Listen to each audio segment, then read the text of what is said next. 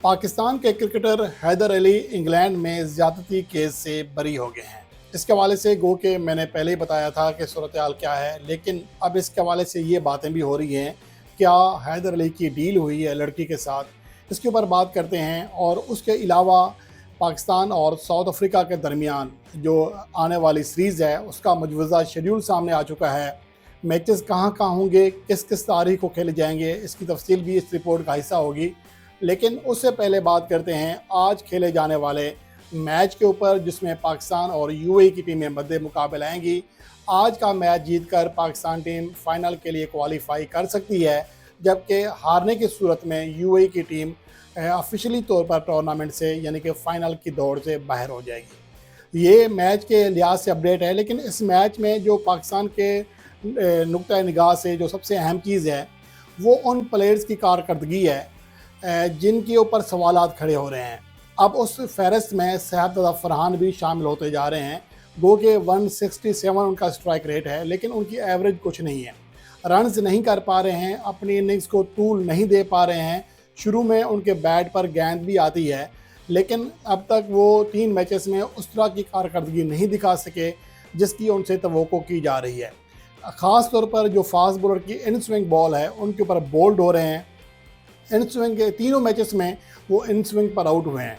एक बार shot third man की जानिब कैच दिया, गेंद अंदर आई और वो सही संभाल नहीं सके। अगले दोनों मैचेस में वो इन स्विंग गेंद पर बोल्ड हुए। तो शहजादा फरहान के ऊपर भी सवालिया निशान है, जबकि मोहम्मद हारिस और फ़खर जमान के हवाले से मैं पहले बता चुका हूँ कि दोनों ही मुश्किलात से दो चार हैं।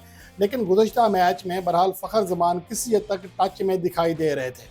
अगर थोड़ा सा वो इनिंग्स को आगे बढ़ाते तो वो उस प्रेशर से निकल सकते थे जो कि उनके ऊपर काफ़ी टाइम से बढ़ता जा रहा है कि वो टॉप ऑर्डर में शायद T20 फॉर्मेट में कामयाब ही नहीं है।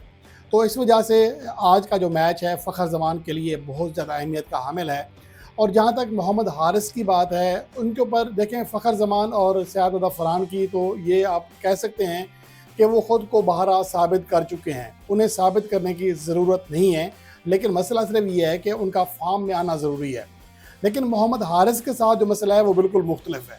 मोहम्मद हारिस ने मासवाए एक फट्टा पेज पर जो 107 रन की इनिंग्स खेली, ना ही पाकिस्तान के डोमेस्टिक इवेंट्स में, ना ही पाकिस्तान शाहीन्स में, और ना ही अपने मुल्क से बाहर जब से उनका डेब्यू हुआ है कोई बड़ी परफॉर्मेंस दे सके हैं। तो इस वजह से मोहम्मद हारिस की क्लास का भी सवाल है। शहजादा फरहान और फ़खर जमान के हवाले से कम क्लास की बात नहीं है, उनकी फॉर्म के हवाले से बात हो सकती है। रन्स बड़े नहीं आ रहे उनके बैट से, ये बात हो सकती है, लेकिन उनकी क्लास के लिहाज से बात नहीं हो सकती। वो उनकी जो क्लास है वो साबित है, लेकिन मोहम्मद हारिस की ना ही फॉर्म है ना ही क्लास है। तो ये चीज़ मुझे लगता है कि पाकिस्तान के सिलेक्टर्स को आने वाले दिनों में डिसाइड करना पड़ेगी कि क्या मोहम्मद हारिस को सदी पूरी खिलानी है एक आध अच्छी इनिंग्स निकालने के लिए, कितना निचोड़ना है, कितने और मौके देने हैं।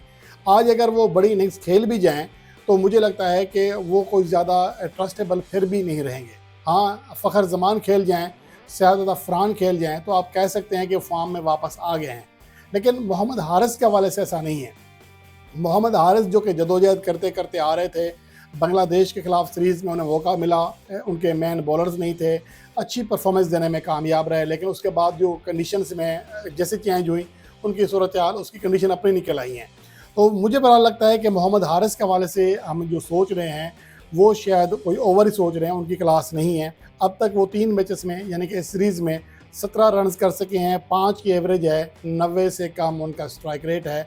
अब तक 3 मैचेस में वो सिर्फ एक चौका लगा सके हैं जो कि फुल टॉस थी। फजल हक फारूकी ने फुल टॉस गेंद करा दी थी जिन पर वो चौका लगाने में कामयाब हुए थे, वरना उनकी कोई गेंद बाउंड्री लाइन तक भी नहीं जा सकी है। उसके बरक्स आज के अगर मैच की बात करें तो पाकिस्तान का जो नेट रन रेट है वो सबसे बेहतर है। पाकिस्तान टीम को खुदा ना खास्ता आज अगर अपसेट शिकस्त हो भी जाती है कम मार्जिन से, तब भी पाकिस्तान टीम फ़ाइनल की दौड़ से बाहर नहीं होगी। और उसके अलावा अब तक पाकिस्तान ने इस ट्राई सीरीज़ में सबसे ज़्यादा 30 छक्के लगाए हैं।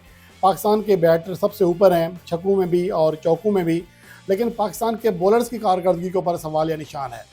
पाकिस्तान की जानिब से 3 ऐसे बॉलर हैं जिन्होंने अब तक 3 मैचेस में 4-4 विकेट हासिल की हैं। फ़हीम अशरफ ने, हारिस रऊफ़ ने, मोहम्मद नवाज़ ने।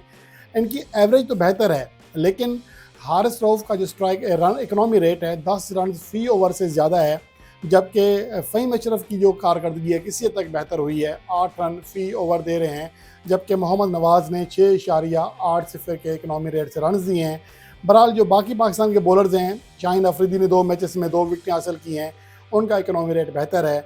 आज मुझे लगता है कि शाहीन अफरीदी भी शायद मैदान में उतरेंगे। उसके अलावा जो पाकिस्तान के बॉलर्स के ऊपर सवाल या निशान है, ख़ासतौर पर स्पिनर्स के ऊपर, वो विकेटें हासिल नहीं कर पा रहे हैं। जहाँ पर अफ़गानिस्तान के स्पिनर्स ने अब तक खेले गए 3 मैचेस में 16 विकेटें हासिल की हैं, वहाँ उतने ही मैचेस में पाकिस्तान के स्पिनर्स सिर्फ 8 विकेटें हासिल कर सके हैं, यानी कि आधी। तो अफ़गानिस्तान के स्पिनर्स डोमिनेट कर रहे हैं, पाकिस्तान के स्पिनर विकेटें हासिल करने में उन्हें दुश्वारी का सामना है।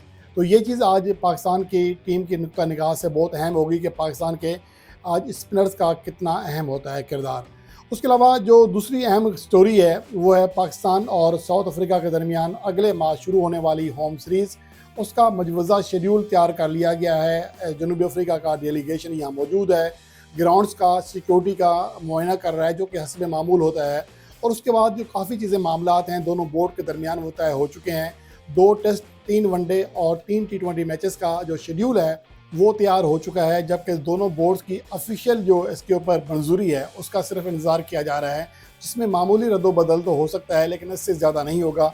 अब जो शेड्यूल है पहले उसकी बता देता हूँ कि पहले 2 टेस्ट मैचेस खेले जाएंगे। पहला टेस्ट मैच 12 से 16 अक्टूबर तक कज़ाफ़ी स्टेडियम लाहौर में खेला जाएगा, जबकि उसके बाद दूसरा मैच है वो 20 से 24 अक्टूबर तक रावलपिंडी में खेला जाएगा, यानी कि टेस्ट मैचेस लाहौर और रावलपिंडी में होंगे, जबकि रावलपिंडी ही में वनडे सीरीज़ का आगाज़ होगा। पहला वनडे मैच 28 अक्टूबर को रावलपिंडी में शेड्यूल किया गया है, तजवीज़ किया गया है एक तरह से।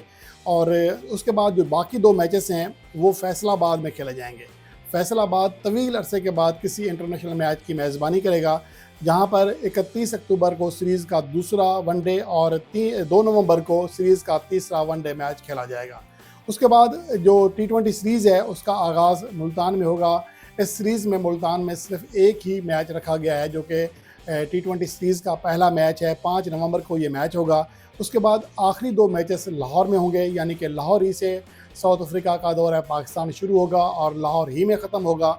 यहाँ पर जो 2 मैचेस हैं उनमें से एक मैच 8 और दूसरा 9 नवंबर को खेला जाएगा कज़ाफ़ी स्टेडियम लाहौर में। तो ये मुजवज़ा शेड्यूल है और उम्मीद यही है कि यही शेड्यूल अप्रूवल भी हो जाएगा और इसी के मुताबिक टीमें मैचेस खेलेंगी।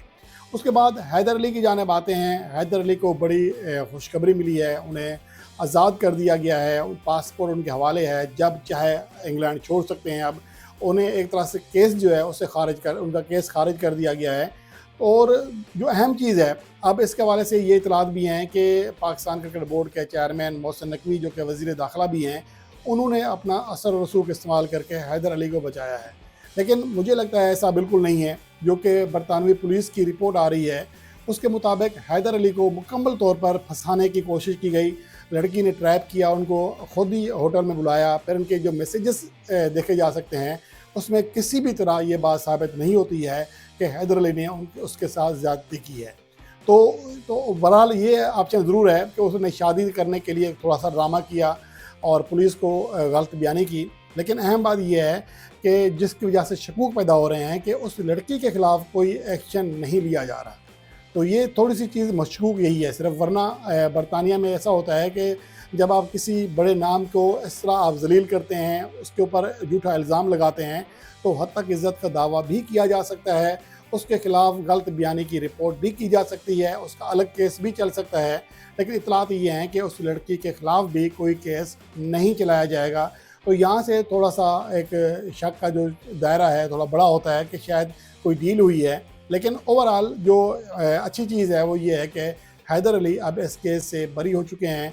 अब पाकिस्तान क्रिकेट बोर्ड से जब उन्हें मुअत्तल किया गया था तो अब वो मुअत्तली भी ख़त्म हो जाएगी और जल्द वो दोबारा पाकिस्तान के लिए और पाकिस्तान की डोमेस्टिक क्रिकेट खेलने के लिए दस्तयाब हो जाएंगे।